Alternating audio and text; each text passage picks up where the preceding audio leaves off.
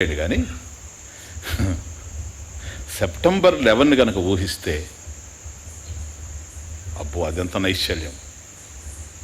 అనూహ్యం September 11 కదా. చిన్న విషయం ఏంటి,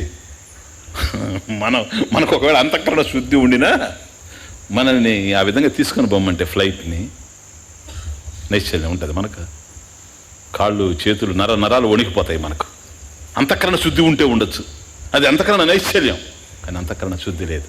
అంతఃకరణ శుద్ధి ఉంటే ఆ పని జరగదు, అంత మారణ హోమం జరగదు. ఇప్పుడు అర్థమవుతుంది. కనుక రావణుడికి అంతఃకరణ నైశ్చల్యం ఉంది, అందుకని వాడు తపస్సు చేశాడు, బ్రహ్మ సాక్షాత్కారం అయింది. కానీ అంతఃకరణ శుద్ధి లేకపోవడం వల్ల మళ్ళీ చేయకూడనటువంటి పనులన్నీ చేసి అంతఃకరణ నైశ్చల్యం వాడికి ఒక తలలో కాదు 10 తలలో ఉంది. అది కదా 10 హెడ్స్. మనకు 1 హెడ్లో ఉండదు, 2 హెడ్స్ అయిందంటే అసలు పాడైపోతూ ఉంటుంది మనసు అంతా. అకౌంటెంట్ పెట్టుకుంటాం, ఎందుకని 2 హెడ్స్. అర్థమవుతుందే ఇప్పుడు. కానీ వాడికి 10 హెడ్స్ ఉన్నా కూడాను అంతఃకరణ నైశ్చల్యం ఉంది, కానీ అంతఃకరణ శుద్ధి లేదు. You should know the difference. కాబట్టి ఉపాసనాని, సంహితాది విషయాన్ని ఉపాసనాని ఉక్తాని, వాటి వల్ల నీకు అంతఃకరణ నైశ్చల్యం వస్తుంది. కానీ తర్వాత చెప్పాడు చూచారా, సత్యము వద అవి ఉపాసనలు కాదు, ఉపాసనలు సంహితాది విషయాన్ని, పాంక్తోపాసన ఇవన్నీ కూడాను, ప్రణవ ఉపాసన, వ్యాహృత్యుపాసన, సంధి, ఇవన్నీ ఉపాసనలు ఏవైతే చూచామో అవన్నీ కూడా ధ్యానానికి సంబంధించినటువంటివి. వాటి వల్ల అంతఃకరణ నైశ్చల్యం వస్తుంది, నిశ్చలత్వం వస్తుంది, మనో నైశ్చల్యం, చిత్త నైశ్చల్యం ఉంటుంది, చంచలత్వం లేకుండా. కానీ శుద్ధి ఉండదు. అర్థం కదా. ఇప్పుడు నీళ్లు కదులుతూ ఉన్నాయనుకోండి బాబు, నైశ్చల్యం లేదని అర్థం, సరేనా? ఎందుకని చెలిస్తూ ఉన్నాయి కనుక నిశ్చలత్వం లేదు. ఇప్పుడు బాగా అర్థం చేసుకోండి. సపోజ్ నిస్తరంగంగా నీరు ఉందనుకోండి, అప్పుడు నైశ్చల్యం ఉంది. కానీ బురద నీరు, ఇప్పుడు అర్థమైందే, నిర్మల జలంగా కూడా ఉండాలి, నిర్మలంగా ఉండాలి. కాబట్టి నిర్మలంగా, శుద్ధంగా, పరిశుద్ధంగా ఉండాలి. కనుక అంతఃకరణ నిశ్చలత్వం వేరు. బాగా అర్థం చేసుకోండి ఈ డిఫరెన్స్. అంతఃకరణ నైశ్చల్యం ఉంటుంది, కానీ అంతఃకరణ శుద్ధి ఉండదు. ఈ రెండిట్లో ఏది లేకపోయినా బ్రహ్మవిదాప్నోతి పరం అనే వాక్యం ఫలించదు, మహావాక్యం ఫలించదు. గురువు అందించినా కూడాను ఫలించదు. కనుక ఫలించాలంటే అర్హత ఇది. ప్లీజ్ అండర్స్టాండ్ చేసుకోండి. కాబట్టి ఉపాసనల వల్ల అంతఃకరణ నైశ్చల్యం, సత్యం వద, ధర్మంచర, ఇంకా మాతృదేవోభవ, పితృదేవోభవ, ఆచార్య దేవోభవ, ఇంకా అక్కడి నుంచి చూడండి, ఋతం, సత్యం, దమం, శమం, తపస్సు, బోలో, ఇవన్నీ వచ్చాయి కదా. అతిథుల్ని మనం అతిథి సేవ, బంధుమిత్రాదుల్ని, పెద్దల్ని గౌరవించడం, యాన్ని అనవద్యాని తాని సేవితవ్యాని నో ఇతరాని, ఏవైతే చేయకూడదు ఆ కర్మలు చేయకుండా ఉండడం, పెద్దల్ని గౌరవించడం, పెద్దలు వచ్చినప్పుడు లేచి నిలబడ్డ, ఇవన్నీ చెప్పుకుంటూ వచ్చాడు తెలుసా. ఇవన్నీ దేనికోసమో తెలుసా? అంతఃకరణ శుద్ధి. చేయకూడని కర్మలు ఎప్పుడు చేయొద్దన్నాడు, చేయవలసిన కర్మల్ని ఎప్పుడు విడిచిపెట్టద్దు అన్నాడు. స్వాధ్యాయ ప్రవచనాభ్యాం న ప్రమదితవ్యం, మాతృదేవోభవ, పితృకార్యాభ్యాం న ప్రమదితవ్యం. పితృదేవతలకు సంబంధించిన కార్యక్రమాలు, భగవంతుడికి సంబంధించిన కార్యక్రమాలు, పూజాధికాలు, ఇవన్నీ వదిలిపెట్టద్దు అన్నాడు. ఇదంతా ఎందుకో తెలుసా? అంతఃకరణ శుద్ధి, అది అంతఃకరణ నైశ్చల్యం. See the difference. ఈ రెండు ఉంటేనే అర్హుడు. కాబట్టి నాకేదో కావాలి అనుకుంటే లాభం లేదు, ఇవన్నీ తయారు చేసుకోవాలి. ఇది కాకుండా నేను ఏదేదో చేస్తున్నాను, నాకు జ్ఞానం కలగదు. 80 సంవత్సరాలు భక్తి చేసే ఒక అతను 90 సంవత్సరాలు అయిపోయి చివరికి ప్రాణం పోయే పరిస్థితి వస్తూ ఉంది. అప్పుడు ఒక రోజు ఊరు బయట వెళ్ళి రిక్షాలో, రిక్షావాణి కూడా వెళ్ళిపోమని ఒక్కడే ఉండి, ఇప్పుడు భగవంతుడితో, ఏమయ్యా, చిన్నప్పటి నుంచి నీకోసం నేను ప్రయత్నం చేశాను, నా బ్రతుకంత ఎట్లాగా ఉంది, చూడు ఎట్లా ఉందో, ఇళ్ళు అంతా పేదరికము, అది ఇది, సరేనా? నేను ఏం కోరలేదు, ఏదో ఒక దశలో నీకోసమే బ్రతికాను, అందువల్ల పెద్ద పెద్ద ఉద్యోగాలు వచ్చాను, అన్నీ వదులుకున్నాను, నేను పాపరైపోయాను, చూడండి తమాషా, ఫకీరైపోయాను. మరి ఇంత ప్రార్థన చేశాను కదా, నా ప్రార్థనకు ఫలితం ఏంటి? ఏదో ఒక రకంగా నాకు హెల్ప్ చేయమని నిన్ను కోరాను, నేను మనుషులను ఎప్పుడు నమ్మలేదు. ఇది చూడండి ఆర్గ్యుమెంట్. నిన్నే నమ్మాను భగవంతుడు కనుక, మనుషులను నమ్మిన వాళ్ళు చెడిపోతా ఉన్నారు, నిన్ను నమ్మిన నేను కూడా చెడిపోతే ఎట్లా, ఈ దశలో కూడా నువ్వేమి సహాయం చేయకపోతే ఎట్లా, కనీసం ఏదో ఒక్కటి, 1 లక్ష రూపాయలు ఒక లాటరీ టికెట్ అయినా, 10 లక్షలు నేను అడగడం లేదు, ఎందుకంటే జీవితం అయిపోతా ఉంది, 1 లక్ష రూపాయలైనా ఈ మాత్రం ఇవ్వకూడదా ప్రభు అని అరిస్తే వాడికి రెస్పాన్స్ ఇచ్చాడు భగవంతుడు. అది తమాషా. నన్ను యువర్ డివోషన్ ఈజ్ రైట్, నీ భక్తి బాగుంది, నువ్వు నన్నే నమ్ముకున్నావు, దాంట్లో ఏమీ రెండో ఆలోచన లేదు, అటువంటి వాడికి నువ్వు కోరడంలో తప్పు లేదు. ఆర్తో జిజ్ఞాస అర్థార్థి జ్ఞానిచ భరతర్షభ, లేదా నా భగవద్గీత పోద్ది అర్థార్థి, నువ్వు నేను కాదనడం లేదు, నిన్ను నేను బ్లెస్ చేస్తాను. ఈ మాట చాలాసార్లు అడుగుతా ఉండవు, bumper draw bumper draw bumper draw అంటున్నావు నాతో. 3 సంవత్సరాల నుంచి ఇదే గొడవ, నెలకొకసారి గవర్నమెంట్ ఎత్తుతా ఉంది, నువ్వు 3 సంవత్సరాల నుంచి నన్ను అడుగుతున్నావు, నేను 3 సంవత్సరాల నుంచి నీకు గ్రాంట్ చేస్తాము, దాన్ని 1 లక్ష అడుగుతున్నావు నువ్వు, నేను 50 లక్షలే నీకు ఇప్పించేస్తాము అని నేను ప్రయత్నం చేస్తున్నా, నా వల్ల కావడం లేదు, నీ వల్ల కాకపోతే ఇంకెవరి వల్ల అవుతాని, నువ్వు టిక్కెట్ కొంటే కదరా ఇడియట్, టిక్కెట్ కొంటే కదా నువ్వు.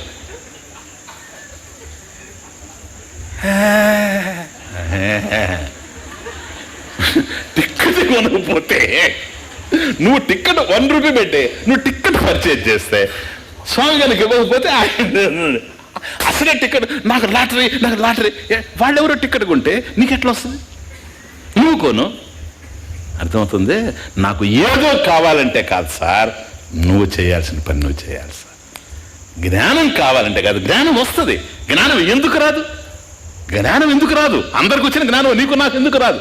నువ్వు చేయాల్సిన పని చేయకుండా నీ జ్ఞానం ఎక్కడి నుంచి వస్తుంది? Do first. అంతఃకరణ శుద్ధి, అంతఃకరణ నైశ్చల్యం. ఇప్పుడు నువ్వు అధికారి అయ్యావు. బ్రహ్మవిద్ ఆప్నోతి పరం. అర్థమవుతుంది? ఇప్పుడు బ్రహ్మవిత్ ఆప్నోతి పరం. చూడండి, బ్రహ్మ పరం విత్ ఆప్నోతి. కాబట్టి బ్రహ్మ అన్న పరమన్న రెండు ఒకటే. బ్రహ్మ దీర్ఘం కనుక ఇచ్చారా ఆయన వేరు. మళ్ళీ ఇది కూడా చెప్పు. కొందరు అంటారు నాకు బ్రహ్మ కావాలని ఉందని. వద్దు, నువ్వు బ్రహ్మాయ అంటే 4 తలలు వస్తాయి. ఒక్క తలతో ఇప్పుడు బాధపడలేకపోతున్నాం. ఇప్పుడు 4 హెడ్స్. బ్రహ్మ అంటే బ్రహ్మాజీ, సృష్టికర్త. బ్రహ్మ అంతే, దీర్ఘం వద్దు. అందువల్ల చూడండి, ఇప్పుడు మొదటి స్వామీజీ ప్రార్థన చెప్పారు, ఎం బ్రహ్మా వరుణేంద్ర అంటాను చూసారా. బ్రహ్మజీ వరుణేంద్ర రుద్రమరుత స్తున్వంతి దివ్యేస్తాయి బ్రహ్మజీ ఆయన. ఇప్పుడు మనం బ్రహ్మ, అర్థమవుతుందా? బ్రహ్మ అదే పరం, ఉత్కృష్టమైనటువంటి మోక్షం. ఈ బ్రహ్మము పరము రెండు ఒకటే. ఎవడు బ్రహ్మవిత్ అధికారి, బ్రహ్మాన్ని పొందాలనుకునేటువంటి వాడు బ్రహ్మమే అవుతున్నాడు. ఆప్నోతి. కాబట్టి ఇక్కడ 4 విషయాలు. బ్రహ్మవిత్, ఆప్నోతి, పరం. బాగా ఏం చేసి అవుతాడండి ఈయన? ఏం చేసి అయ్యేందుకు అవకాశం లేదు. ఎందువల్ల? కర్మఫలం కాదు. Very important. బ్రహ్మ అభిన్నత్వ విజ్ఞానం, బ్రహ్మాభిన్నత్వ ఆర్ బ్రహ్మ అభిన్నత్వ విజ్ఞానం భవ మోక్షస్య కారణం. ఇది విషయం. బ్రహ్మము కన్నా వేరు కానటువంటి, బ్రహ్మము కన్నా భిన్నం కానటువంటి విజ్ఞానం ఏదైతే ఉందో అది మోక్షస్య కారణం భవ. ఇటువంటి జ్ఞానంతోనే నీకు మోక్షం వస్తుంది. అంటే దాని అర్థం ఏంటి? బ్రహ్మ కన్నా నేను భిన్నం కాదు, నేను భగవంతుడు ఒకటే. అది కదా. నేనే కాదు, బ్రహ్మ కన్నా భిన్నంగా రెండవ వస్తువే లేదు. అది పాయింట్. నువ్వే కాదు, ఉన్నదంతా కూడాను బ్రహ్మమే. ఇదం సర్వం బ్రహ్మైవ. ఎందుకని? అనంతం గనక, నిత్యం గనక. నిత్య వస్తువు కన్నా వేరేది గనక రెండవది ఉంటే అది నిత్య వస్తువు కాదు. మళ్ళీ ఇప్పుడు అర్థమవుతుంది మీకు? ఇంతకుముందు ఎందుకు వస్తువు పరిచ్ఛేదం అన్నాను. ఒక వస్తువును పొందాము అంటే దానికన్నా వేరే వస్తువు ఉంది గనక, ఇది దాన్ని పరిమితం చేస్తూ ఉంది గనక ఆ వస్తువు వేరు, ఈ వస్తువు వేరు. పరిమితమైనవి నశించిపోతాయి. కనుక బ్రహ్మ కన్నా కూడాను భిన్నంగా మరొక వస్తువు గనక ఉంటే, బ్రహ్మకు సంబంధించిన జ్ఞానం ఎట్లాగైతే ఉందో ఆ వస్తువుకు సంబంధించిన జ్ఞానం కూడా అట్లాగే ఉంది. అది పరిమితమైన జ్ఞానం, ఇది పరిమితమైన జ్ఞానం. ఏది పూర్ణ జ్ఞానం కాదు. ఇది దాన్ని పరిమితం చేస్తూ ఉంది, అది దీన్ని పరిమితం చేస్తూ ఉంది, కండిషన్ చేస్తూ ఉన్నాయి. అప్పుడు బ్రహ్మ భిన్నత్వ విజ్ఞానం నశింపు కారణం అవుతాయి. అర్థమవుతుంది? కాబట్టి బ్రహ్మ అభిన్నత్వ విజ్ఞానం. ఉన్నది బ్రహ్మం ఒక్కటే. నిత్య వస్తువు ఎప్పుడైతే ఉందో దానికన్నా అన్యంగా రెండవది ఉండడానికి అవకాశమే లేదు. అటువంటి నిత్య వస్తువు సిద్ధ వస్తువు ఉన్నదే, అదే బ్రహ్మం. క్లియర్? బాగా అర్థం చేసుకోండి. మరి అది బ్రహ్మం అయినప్పుడు నేనెవరు? బ్రహ్మ అభిన్నత్వ విజ్ఞానం భవ మోక్షస్య కారణం. మరి అది బ్రహ్మమైనప్పుడు నేనెవరు చెప్పండి? నేను వేరుగా ఉన్నానా? నేను వేరుగా ఉంటే బ్రహ్మని నేను కూడా పరిమితం చేస్తాను. కాబట్టి నిత్య వస్తువు ఉంటే అటువంటి బ్రహ్మము నిత్యమై ఉండాలి గనక నిత్య వస్తువు అన్నప్పుడు కాలానికి పరిమితం కాకుండా, దేశానికి పరిమితం కాకుండా, వస్తువుకు పరిమితం కాకుండా ఉండాలి గనక అటువంటి అనంతమైనటువంటి వస్తువులో నేను వేరుగా ఉండలేను. కాబట్టి నేను కూడా బ్రహ్మమే అయ్యున్నాను. ప్రాబ్లమే లేదు అసలు. ఇంకొకటి బ్రహ్మము తెలుసుకోవాల్సిన అవసరం లేదు. ఎందుకని? నేనే బ్రహ్మం గనక. కానీ తెలుసుకుంటూ ఉన్న బ్రహ్మవిత్. ఎందుకని? తెలుసుకోవడం వల్ల నేను బ్రహ్మం అవుతానా? ఒకవేళ తెలుసుకోవడం వల్ల నేను బ్రహ్మం అయ్యాను అనుకోండి, అప్పుడు తెలుసుకునేటువంటి కర్మ యొక్క ఫలం అవుతాను నేను. అనిత్యమైపోతాను. కనుక నేను బ్రహ్మమే అయ్యున్నాను. నేను బ్రహ్మం కానవసరం లేదు. ఇది వెరీ వెరీ ఇంపార్టెంట్. నేను బ్రహ్మమే అయ్యున్నాను. అలా బ్రహ్మం నేను అయ్యున్నానని నాకు తెలియదు. ఇది పాయింట్. అజ్ఞానం సమస్య, అవిద్య. దేనికి సంబంధించిన అజ్ఞానం? ఉన్నదానికి సంబంధించిన అజ్ఞానం. ఉపనిషత్తుని జాగ్రత్తగా అర్థం చేసుకోండి. అవిద్య అంటే లేనిది అంటారు, అజ్ఞానం అంటే లేనిది అంటారు. అజ్ఞానం లేనిది కాదు, ఉన్నదే. ఇది ఒకటి అర్థం చేసుకోండి. తమాషా చాలా ఇంపార్టెంట్ ఇది. జ్ఞానం యొక్క అభావం అజ్ఞానం అంటారు. జ్ఞానం లేకపోవడం అజ్ఞానం అని కాదు. జ్ఞానం లేకపోవడం అజ్ఞానం కాదు, జ్ఞానానికి విరోధి అజ్ఞానం. Very very important. ఎందుకంటే జ్ఞానాభావం కనుక అజ్ఞానం అయితే, జ్ఞానం లేకపోవడమే కనుక అజ్ఞానం అయితే, అజ్ఞానం లేనిది దుఃఖాన్ని ఎట్లా కల్పిస్తుంది చెప్పండి? లేనిది ప్రాబ్లమ్స్ ఎట్లా క్రియేట్ చేస్తుంది? కనుక ఉన్నదే ప్రాబ్లమ్స్ క్రియేట్ చేస్తుంది ఎప్పుడు కూడా. కాబట్టి అజ్ఞానము అనేది ఉన్నది. ఎట్లా ఉన్నది? జ్ఞానానికి విరోధిగా ఉన్నది. అజ్ఞాన విరోధి కిం? జ్ఞానం. జ్ఞాన విరోధి కిం? అజ్ఞానం. కాబట్టి జ్ఞానానికి విరోధిగా ఉంది గనక, వాటి రెంటికి వైరుధ్యం గనక అజ్ఞానం పోతుంది. ఎప్పుడు? జ్ఞానం వస్తే. జ్ఞానం రానంత వరకు అజ్ఞానం సత్యంగానే ఉంటుంది. జ్ఞానం వచ్చిన తర్వాత అజ్ఞానం మిథ్యగా మిగిలిపోతుంది. అప్పుడు మిథ్యగా మిగిలిపోతుంది. ఉన్నది కాదు, లేనిది కాదు, ఆధారపడి ఉన్న మిథ్యగా మిగిలిపోతుంది అంతే. కాబట్టి ఎప్పుడైతే అజ్ఞానం ఉన్నదో ఈ అజ్ఞానం పోవడమే ప్రధానంగా ఉన్నది. కాబట్టి అయ్యా ఇప్పుడు అధికారి ఉన్నావు, ఆప్తి అంటున్నావు. ఇది ఏంటి అసలు? దీని విషయం ఏంటి మొదట చెప్పండి. ఆప్తి. ఎందుకంటే ఆప్నోతి ప్రాప్నోతి బ్రహ్మవిద్ ఆప్నోతి పరం. ఇదిగో ఆప్తి ప్రాప్తి బజండి. అన్యస్య అన్యేన పరిచ్ఛిన్నస్య పరిచ్ఛిన్నేన దృష్ట ఆప్తి. అది అన్యస్య అన్యేన. ఏదైనా మనకు లభించిందంటే మనకన్నా వేరుగా ఉండేది లభించాలి మనకు. అంతేనా? కాఫీ తీసుకున్నా నాకన్నా కాఫీ వేరుగా ఉంది కనుకనే, మంచినీళ్ళు తీసుకున్నా నాకన్నా వేరుగా ఉంది కనుకనే, ఈ హ్యాండ్ కర్చీఫ్ తీసుకున్నా నాకుంది వేరుగా ఉంది కనుకనే. అన్యస్య అన్యేన పరిచ్ఛిన్నస్య పరిచ్ఛిన్నేన. కాబట్టి ఏదైతే పరిమితంగా ఉందో దాని చేత ఇంకొకటి పొందబడితే అప్పుడు ఆప్తి. అబ్బా నాకు అది ప్రాప్తి అండి. ఆప్తి ప్రాప్తి అంతా ఒకటే. ప్రాప్నోతి ఆప్నోతి ఆప్నోతి ప్రాప్నోతి ఆప్తి ప్రాప్తి ఓకే, నో డిఫరెన్స్. సరేనా? ఏమండి నాకు అది ప్రాప్తించిందండి, అసలు దొరుకుతుందో లేదనుకున్నాను, ప్రాప్తించిందంటే అంటే లేనిది ప్రాప్తించిందని అర్థం. అప్రాప్తస్య ప్రాప్తి, లేనిది పొందడం. కానీ అటువంటిది ఇది బ్రహ్మ పదార్థం. లేనిదే గనక పొందితే మళ్ళీ కర్మఫలం అవుతుంది. అటువంటి దాన్ని మనం పొందాల్సిన అవసరం లేదు. మరి ఇదేంటి ఆప్నతి ప్రాప్నతి ఏంటి? ఇటువంటి ఆప్తి ఏదైతే ఉందో, ఏది అన్యస్య అన్యేన పరిచ్ఛిన్నస్య పరిచ్ఛిన్నేన, అటువంటిది బ్రహ్మ విషయంలో సరిపోతుందా? ఎందుకని సర్వాత్మకంచ బ్రహ్మేతి తస్య ఆప్తి అనుపపన్న.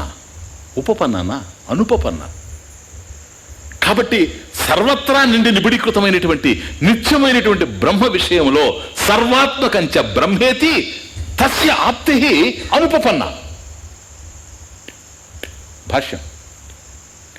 కాబట్టి అంతటా ఉండేటువంటి నిత్యమైనటువంటి వస్తువు బ్రహ్మ పదార్థమైనప్పుడు అటువంటి దాంట్లో ఆప్తి అనే ప్రశ్న లేదు.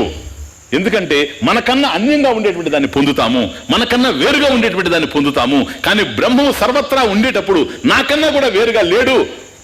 బ్రహ్మ అభిన్నత్వ విజ్ఞానం అర్థమవుతుంది. కాబట్టి ఆప్తి అనేటువంటి పదం ఏంటి? ఇది ఎట్లా ఇది మనకు సరిపోతుంది? అయ్యా వాడచ్చు, దోషం లేదు దీంట్లో. ఎందుకని దోషం లేదు అంటే, ఏవం ఈ విధంగా అవిద్య ఆత్మభూతమపి, తమర్చుకోండి, ఆత్మభూతమపి అవిద్య తెలియకుండా ఉంది గనక, ఉన్నది ఆత్మే, పరమాత్మ స్వరూపమే, బ్రహ్మమే, కానీ తెలియకుండా ఉంది గనక అనాప్తం స్యాత్, ఆప్తం నా, లేనిదిగా ఉంది. ఉండి తెలియనప్పుడు లేనిదే. కాబట్టి అంతటా ఉంది, కానీ ఎప్పుడైతే నాకు తెలియడం లేదో లేనిదే. ఇదే కంఠచామీకరణ న్యాయం. మళ్ళీ ఉన్నది మెడలో, కానీ పొరపాటునట్టు పోయింది, ఇటు చూసుకున్నాను, లేదనుకున్నాను, వెతుకుతూ ఉన్నా దేనిని? ఉన్నదాన్ని. కాబట్టి దొరకడం రెండు రకాలు. పోయింది దొరకడం ఒకటి, ఉన్నదే దొరకడం ఒకటి. లేనిది దొరకడం ఒకటి, ఉన్నదే దొరకడం ఒకటే. లేనిది దొరకడము అనేటువంటిది అప్రాప్తస్య ప్రాప్తి, లేని దానిని పొందడం. ఇది అట్లా కాదు, ప్రాప్తస్య ప్రాప్తి. ఉన్నదే అంటే ఉన్నది ఉన్నట్లుగా తెలియకుండా ఉన్నది. సీ దట్, ఉన్నది ఉన్నట్లుగా తెలియకుండా ఉన్నది. కారణం ఏమిటి? అవిద్యయ అనాప్తి స్యాత్ విద్యయ ఆప్తి తదా విద్యయ ఆప్తి. కాబట్టి జ్ఞానం కలిగిందనుకోండి, బ్రహ్మానికి సంబంధించిన జ్ఞానం మనకు కలిగితే ఆప్తి ప్రాప్తి ప్రాప్నోతి. అది ఆ పదం కోసం ఇదంతా. బ్రహ్మవిద్ ఆప్నోతి పరం ఆప్తి. కాబట్టి బ్రహ్మము ఎట్లా ఆప్తి? సర్వాత్మకంచ బ్రహ్మేతి, అంతటా ఉండేటువంటి బ్రహ్మము ఆప్తి అనేది ఎట్లా అంటారు మీరు? ఏ విధంగా ఇది? తస్య ఆప్తి అనుపపన్న. అంతటా ఉండేటప్పుడు నాకు లభించిందనడం ఏంటి? అయ్యా అవిద్య వల్ల అనాప్తి, విద్యయ ఆప్తి. ఇప్పుడు మనకేం కావాలి? ఇప్పుడు ఉన్నదే గనుక ఉన్నది ఉన్నట్లు తెలియడం లేదు, అవిద్య. ఉన్నట్లుగా తెలియాలి, విద్య. ఇది జ్ఞానం. సంబంధం చూడండి, ఇంతకుముందు విషయం, అధికారి, ప్రయోజనం, ఈ నాలుగైంది. సంబంధం చెప్తానండి అన్నాను. చూడండి ఏమిటి ఇప్పుడు ఈ సంబంధం? పరం, ఉత్కృష్టమైనటువంటి మోక్షం, పరం. అదే కదా మనకు కావాలి. ఇప్పుడు ముముక్షువయ్యావు నువ్వు, మోక్షం కావాలి నీకు. పరం ప్రాప్నోతి, ఆప్నోతి. ఎట్లా? కనెక్షన్ ఏంటి? సంబంధం ఏంటి? బ్రహ్మవిత్, బ్రహ్మముని తెలుసుకునేవాడు అంటే బ్రహ్మ విద్యని తెలుసుకునేటువంటి వాడు. బ్రహ్మ విద్య కాదు మనకు కావాల్సింది, మోక్షం. మోక్షం బ్రహ్మ విద్య ద్వారా పొందుతున్నాం. మనకు కావాల్సింది మోక్షం, బ్రహ్మ విద్య కాదు. కానీ బ్రహ్మ విద్య వస్తే కానీ మోక్షం రాదు. ఎందుకో తెలుసా? మోక్షం జ్ఞాన రూపంలో ఉంది. ఇది కనెక్షన్, ఇది సంబంధ. ముకురే ముఖదర్శనవత్, శాస్త్రే ఆత్మదర్శనం. ముకురే